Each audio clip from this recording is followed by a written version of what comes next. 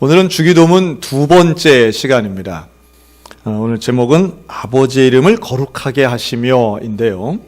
이렇게 시리즈 설교를 할 때는 지난주의 내용을 제가 좀 간략하게 한번 요점 정리를 한번 하고, 그리고 오늘 말씀을 좀 나누길 원하는데요. 우리 지난주에 하면서 주기도문은 무엇인가, 어떤 것인가 라고 할 때 주기도문이라고 하는 말 그대로의 뜻을 한 번 더 해석하면 이것은 주님이 가르쳐 주신 기도의 모범이다 라고 말씀을 드렸죠. 너희는 이렇게 기도하라 라고 우리에게 하나의 모범 기도문을 제시해 주셨습니다. 이게 왜 필요하냐, 왜 이런 기도의 모범이 필요하냐 라고 하는 이유에 대해서도 우리가 잘못된 기도를 하지 않으려면 기도의 모범, 이 공식적인 답안, 이게 이제 필요하다는 거예요. 그래서 기도의 순서, 원리를 그대로 기록한 이 주기도문은 잘못된 기도가 아닌 올바른 기도를 위해서 필요하다라고 하는 겁니다. 그럼 잘못된 기도는 뭐가 있느냐? 마태복음 6장에 두 가지의 잘못된 기도를 예수님 말씀하시는데, 첫째는 외식하는 기도, 두 번째는 중언부언하는 기도라고 했습니다. 외식의 기도라고 하는 것은 사람을 의식하고 사람에게 보이려고 하는 기도죠. 그래서 우리 주님은 그런 기도를 할 바에는 골방에 들어가서 은밀히 보시는 내 아버지 앞에, 하나님 앞에 너 혼자 기도해라, 이렇게 당부하시고요. 이 중언부언의 기도라고 하는 것은 기도의 내용이 아닌 형식에 치중한 나머지 우상에게 하는 마법적이고 주술적인 기도, 혹은 특별한 의미 없이 중얼중얼대는 기도가 이 중언부언의 기도라고 얘기했습니다. 여기에는 내용을 많이 해야만 하나님이 들으실 줄로 착각하는 사람들에 대한 예수님의 따가운 질타가 포함이 되어 있었죠. 시간도 물론 중요하지만 그것보다는 하나님과 나와의 특별한 관계가 중요하다 그랬습니다. 그래서 기도는 우리 하나님께 하는 것인데, 이 주기도문의 첫 번째 문장인 하늘에 계신 우리 아버지, 이 표현은 나와 기도를 받으시는 하나님과의 관계에 대한 표현이라고 말씀을 드렸습니다.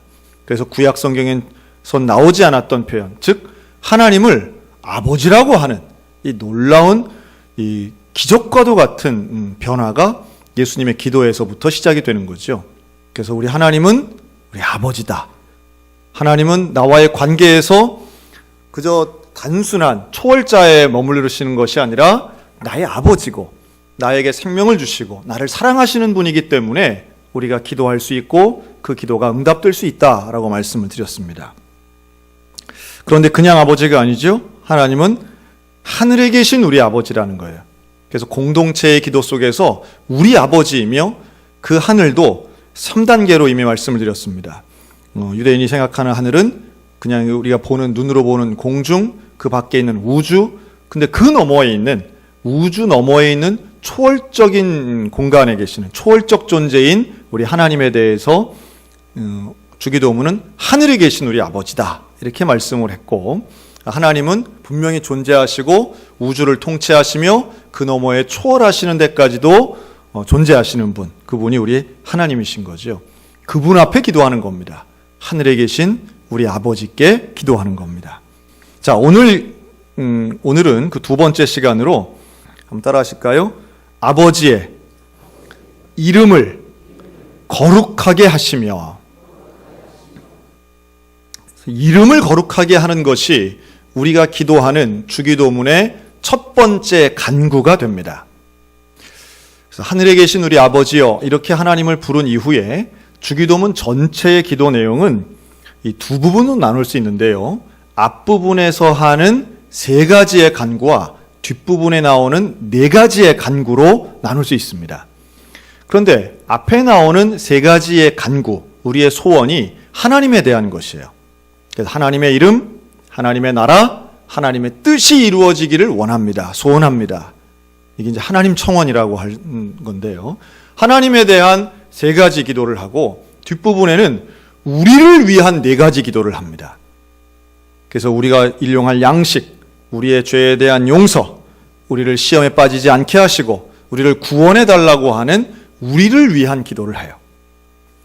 자, 여기서 우리가 뭘 알 수 있느냐 하면, 기도라고 하는 것은 뭔가 내가 급하고 내가 필요하고 나에게 어떤 문제가 일어났을 때 이것을 능력 있으신 전능자에게 이렇게 요청해서 때로는 빌고 빌어서 나의 문제가 해결되는 것이 기도인 줄 아는데 주기도문은 그 순서가 바뀌어 있습니다.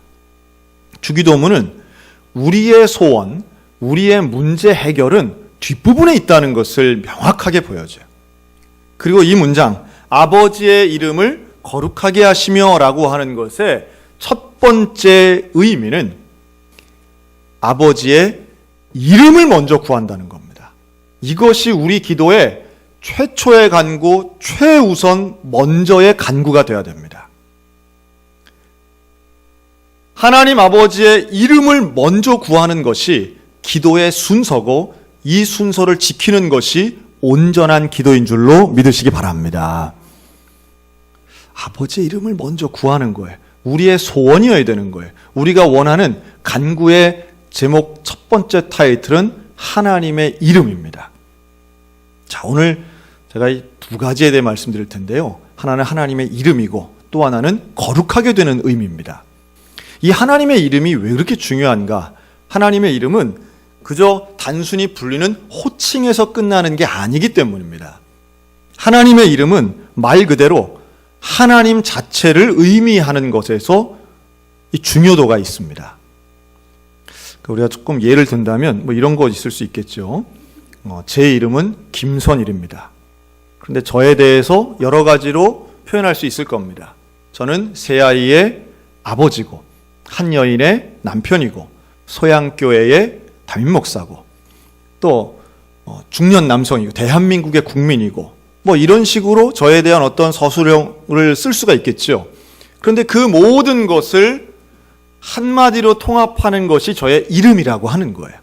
특별히 성경에서 나오는, 성경에서 의미하는 이름이라고 하는 것은 그 사람을, 그 존재를 통칭하고 본질을 꿰뚫는 것, 모든 것을 통합하여 그 본질 자체를 의미하는 게 이름이라고 할 수 있습니다. 자, 하나님의 이름은 뭐지요? 하나님의 원래 본명은 뭡니까? 하나님을 가장 먼저 불렀던 구약의 유대인들은 하나님에 대해서 뭐라고 표현했을까요? 최초의 이름은 야훼입니다. 야훼. 이 야훼라고 하는 이름은 성경을 포함해서 당시의 고대문에 6,000번 이상, 7,000번 가까이 나옵니다. 그런데 이 야훼라고 하는 이름은 그냥 부를 수가 없는 거예요. 왜냐하면 하나님의 그 거룩하신 이름을 그냥 부를 수 없어서 여기다가는 야훼는 일부러 이 자음만 씁니다. 기록을 할 때도 히브리어로 자음만 써놓기 때문에 이걸 발음조차도 아예 안 하는 거예요. 하나님의 이름을 그냥 부르지 않아요. 우리도 왜 아버지 이름을 그냥 막 부르지는 않잖아요. 뭐 똑같은 건 아니지만 하나님의 이름을 부를 때도 그렇게 부르지 않고 그 대신 뭘로 불렀느냐 하면 주님, 주님이란 단어의 뜻을 갖고 있는 아도나이라는 말을 씁니다. 그래서 이 아도나이의 모음과 야훼의 자음을 합친 것이 여호와가 되는 겁니다. 그래서 야훼를 부르기 위해서, 그 호칭하기 위해서 대신 썼던 말이 바로 여호와죠. 뿐만 아니라 그래서 여호와라고 하는 이 이름의 그 의미는 구원자. 원래 야훼는 스스로 있는, 존재하는 분, 이런 의미인데 여기에 주님이라는 아도나이가 합해져서 구원자라고 하는 의미의 여호와가 나오고요. 또 이런 이름들이 다 성경에 나오는 겁니다. 엘로힘, 여호와 이레, 여호와 라파, 여호와 니시, 여호와 샬롬. 이러한 말들은 하나님의 속성과 본질을 의미하는 단어들입니다.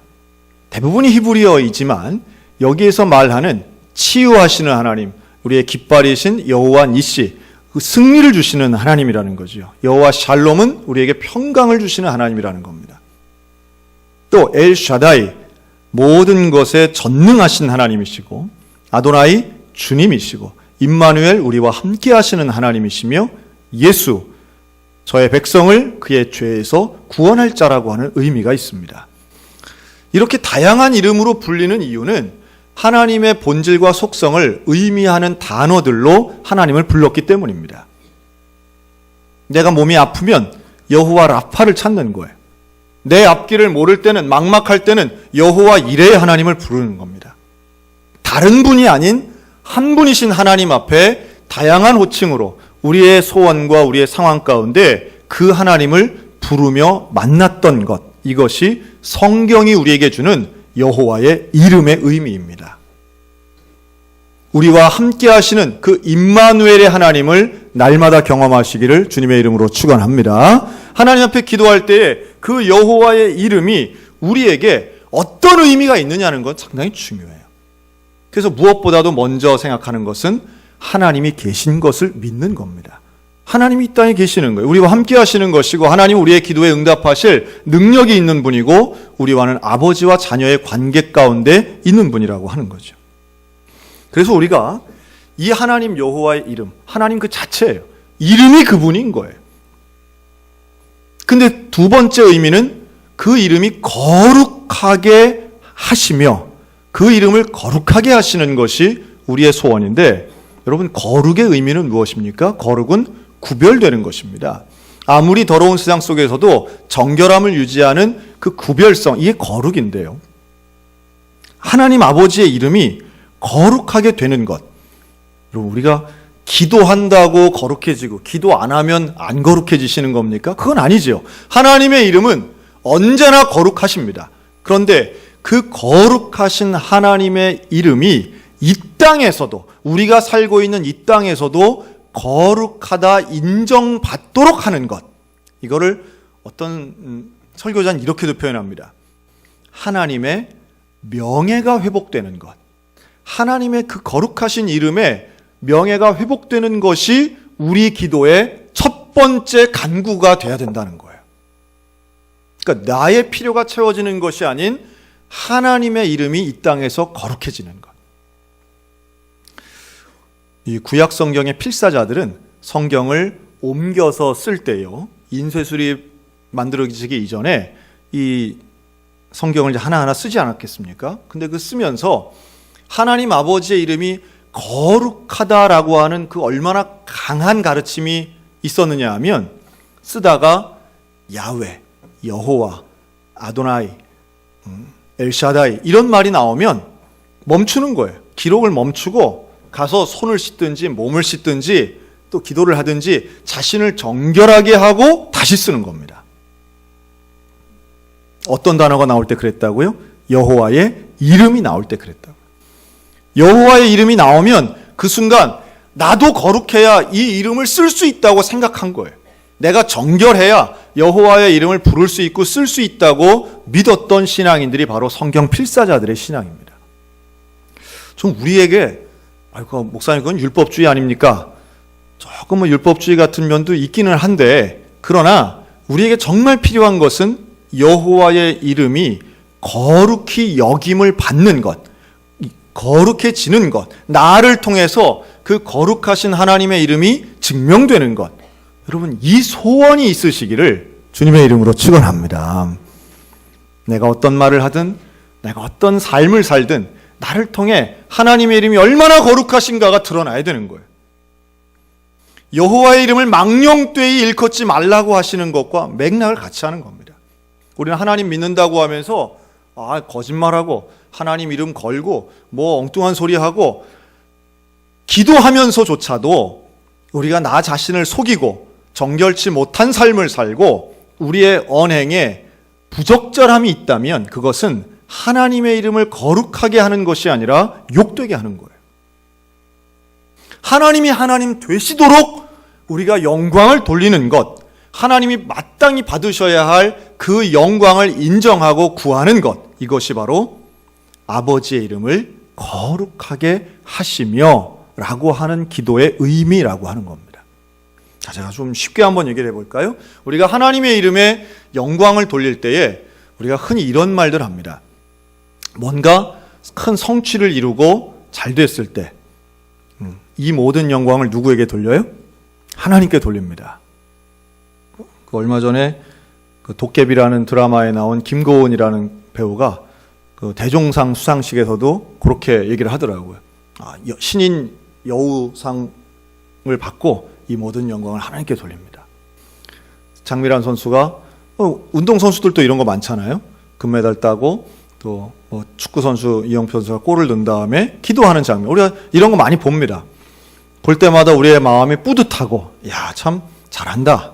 참 저렇게 하나님께 영광을 돌린다는 저런 말들, 저런 표현들은 참 대단하다. 우리가 좀 칭찬해 줄 만 하겠죠. 그러면서 우리 그런 생각도 합니다. 야, 우리도 또 혹은 우리 자식도 저랬으면 좋겠다. 뭐 이런 거 있습니다. 우리의 착한 행실을 통해 하나님 분명히 영광 받으십니다. 그리고 할 수만 있다면 이런 주목받는 자리에서 하나님의 이름을 자랑하거나 하나님의 이름을 앞세우는 일, 분명히 하나님이 기뻐하실 만한 일이라고도 생각이 듭니다. 할 수만 있다면 우리의 자녀들이 이런 자리에서 여호와의 이름을 높이시기를 주님의 이름으로 축복합니다. 그런데 여기서 이런 질문을 할 수 있어요. 반드시 1등을 해야만 하나님께 영광이 될까라는 겁니다. 금메달을 따야만 하나님이 좋아하실까라는 거예요. 왜냐하면 우리 중에는 금메달 딴 사람이 아무도 없기 때문입니다. 제가 확신하건대 우리 중에는 누구도 공중파에 나가서 이 모든 영광을 돌립니다라고 인터뷰한 분이 뭐 있다면 죄송하고요. 없는데 좀 이상하지 않습니까? 분명 저건 좋은 일입니다. 저거 나쁜 일이라는 말씀은 아니에요. 그런데 저것만이 하나님께 영광이겠느냐는 질문인 거죠. 그렇지 않습니다. 분명히 그렇지 않아요. 주기도문 상으로 볼 때는 누구라도 우리는 하나님의 이름을 거룩하게 하고자 하는 그 간절하고 하나님이 원하시는 소원이 있을 때에 우리 하나님 영광 받으시고 기뻐하시고 칭찬하시리라고 믿습니다. 저는 우리가 기도할 때 너무 우리의 상황 속에 매몰되다 보니까 내 상황이 어떻게 좀 나아져야 뭔가 대단한 일이 있어야만 하나님께 영광이고 좋은 것만 드려야 된다고 생각하지만 실제로 우리 하나님 그러신 분은 또 아닌 면이 있는 거죠. 제가 이번 주간에 지금 우리 춘천에 있는 많은 학교들이 졸업식을 많이 했죠.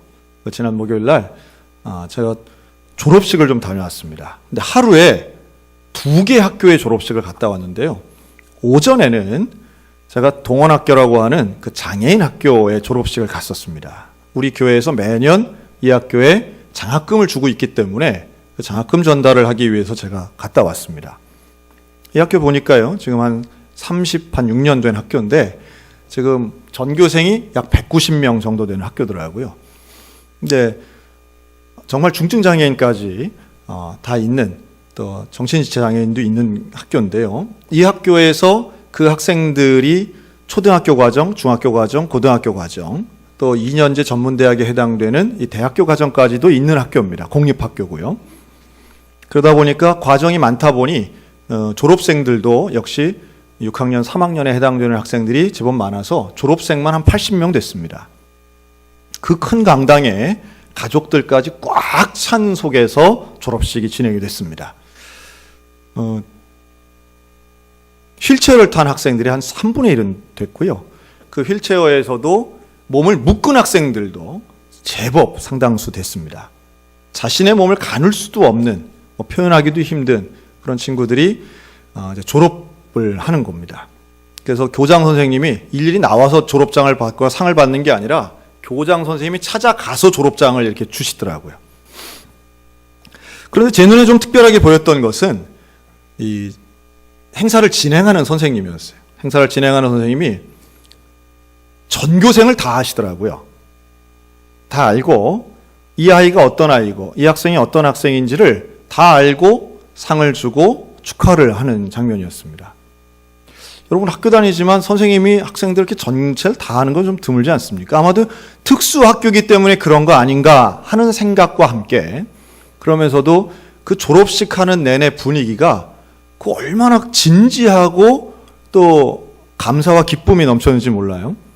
앞에 나와서 뭐 축가를 부르는 그 후배들도 뭐 음정도 다 안 맞고 뭐 그런 상황이지만 그 분위기 자체는 정말 진지했습니다. 그런데 또 하나는 이제 학부모 대표께서 나오셔서 졸업하는 본인의 아들에게 편지를 써서 읽는 순서가 있었는데요. 그 편지의 내용과 사회 보시는 선생님의 설명을 이렇게 합해 보니까 그런 내용이더라고요. 다른 게 아니라 오늘 졸업이 너무 기쁘다는 거예요.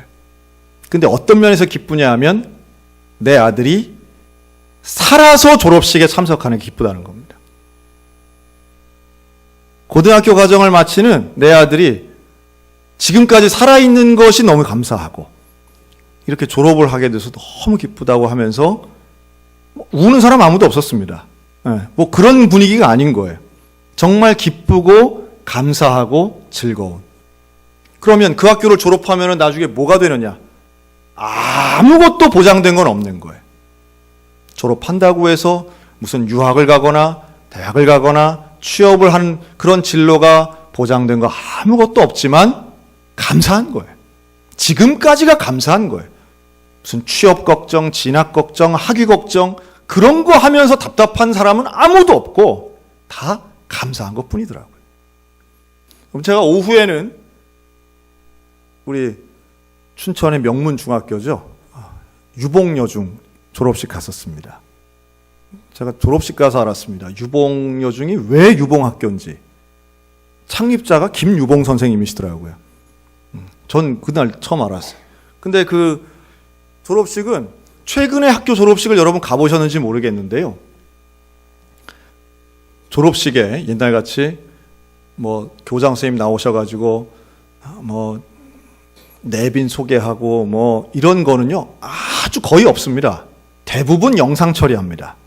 선생님들이 영상에 나가서 축하해 하고 뭐 거의 드라마를 찍으셨더라고요. 뭐 화장실 가서 찍고 코미디처럼 다 찍고 그리고 대부분 무대에서 제일 오랫동안 하는 것은요 짧은 치마 입고 긴 머리 휘날리는 재학생들 걸그룹 같은 댄스가 시작 전, 중간, 마지막 이렇게 공연이 대부분이었어요. 그러니까 분위기는 얼마나 신나고 무슨 콘서트장 온 것 같이 쿵짝쿵짝하고 신나고 정말 다 즐거운 분위기였습니다. 뭐 제가 그걸 나쁘다는 얘기는 절대 아닙니다. 시대가 바뀌면 형식도 바뀌는 건 자연스러운 일입니다. 그런데 제가 부모님들이나 누굴 봐도 기쁘긴 한데 즐겁긴 한데 이들은 중학교를 졸업한 것이 감사한 사람은 그렇게 별로 많지 않아 보이더라고요. 이들의 관심은 어느 고등학교를 가느냐, 또 그 다음 어느 대학을 가느냐, 그래서 얼마큼 올라가느냐, 뭐 상 받은 아이들도 보니까 뭐 3번, 4번 계속 특정 아이들 몇 명은 계속 올라가서 우등상 받고 무슨 시장상 받고 상을 받더라고요. 그러면 또 그 엄마 아빠들도 같이 덩달아서 이렇게 좀 올라가는 거 있잖아요. 뭐 노력하고 애썼으니 상 받는 건 축하받을 만한 일이라고 생각이 듭니다. 그러면서 제 생각에는 제 마음에 그런 생각이 들더라고요. 어떤 부모는 살아서 졸업하는 것만으로도 감격해서 기뻐하는데 어떤 부모는 상 받지 못해서 좀 아쉬워하고 더 잘나지 못해서 더 성공하지 못할까 봐 노심초사 고민하는 부모들도 있구나라는 생각을 해봤습니다. 다행스럽게도 저희 아이는 상을 하나도 받지 못했습니다. 네, 그렇기 때문에 이런 말을 더 좀 자유롭게 할 수 있는 것 같아요. 우리가 생각하기 나름이라고도 말할 수 있겠지만 우리 예수 믿는 사람들이 과연 어떤 태도와 어떤 자세를 가지고 마음의 소원을 가져야 되는가 이 부분의 말씀을 드리고 싶어서 이 경험을 나누는 겁니다. 사랑하는 성도 여러분, 여러분들의 소원은 무엇입니까? 하나님 앞에 기도하면서 정말 살아있는 것만으로도 감사하고 나는 더 바랄 게 없습니다 라는 기도를 해보신 적이 있으십니까? 지금까지 받은 것도 많지만 구원해 주셨지만 그러나 하나님 이거 돼야 됩니다. 더 돼야 됩니다. 더 가져야 됩니다. 더 누려야 됩니다. 좀 뭔가 좀 이상하지 않습니까? 오늘 주님이 우리에게 가르쳐 주신 이 기도의 본질은 정말 우리의 소원 중에 가장 먼저의 소원이 돼야 되는 것은 아버지의 이름을 거룩하게 하는데 하나님께 영광을 돌리는 것은 내가 뭘 잘해서가 아니라 하나님을 사랑하고 하나님의 이름이 거룩해지는 것을 원하는 것. 여러분, 우리 주님 그걸 정말로 원하시고 그렇기 때문에 우리에게 이 기도를 가르쳐 주신 줄로 믿습니다. 하나님의 이름이 먼저인 것입니다. 하나님의 존재가 먼저인 것입니다.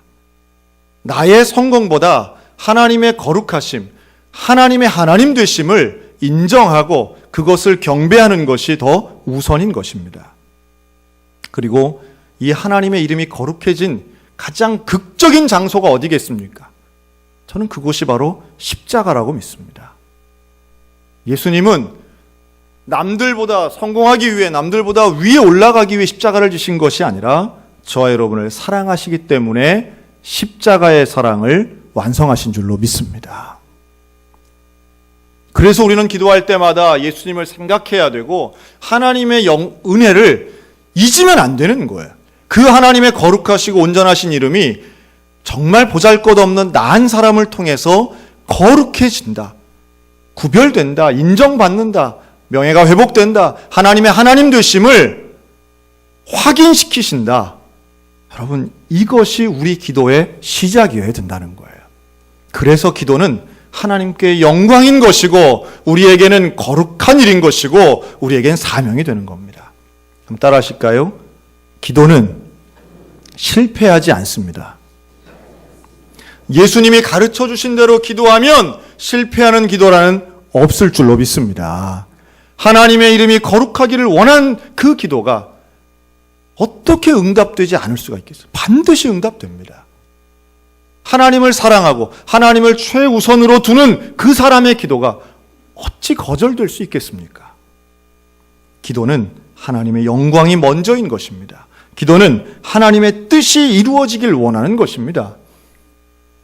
하나님의 거룩함을 간구하는 사람은 당연히 그의 나라와 그의 뜻을 구하는 기도를 자연스럽게 할 수밖에 없는 거예요. 나의 기도를 주기도문에 비교해 보시기 바랍니다. 너희는 이렇게 기도하라고 예수님이 가르쳐 주시는 그 기도의 모범에 나의 기도를 맞춰 보시기 바랍니다. 순서가 잘못되어 있는가 순서를 조절하시기 바랍니다. 내용이 어떤가 다시 한번 확인하시기 바랍니다. 예수님은 나를 위해 생명을 주시고 하나님은 나를 위해 독생자를 주셨으니 그 이름을 왜 거룩하도록 간구하는 것 마땅한 일 아니겠습니까? 우리는 오늘 무엇을 위해 기도하고 있습니까? 우리는 오늘 누구를 향해 기도하고 있습니까? 우리의 기도의 목적을 다시 한번 돌아보며 온전히 하나님 아버지, 내 아버지의 그 이름이 나를 통하여, 나의 기도를 통하여 거룩해지는 온전한 역사. 그래서 시편 108편엔 이렇게 고백합니다. 한번 다 같이 읽겠습니다. 하나님이여, 시작. 하나님이여, 주는 하늘 위에 높이 들리시며 주의 영광이 온 땅에서 높임 받으시기를 원하나이다. 아멘.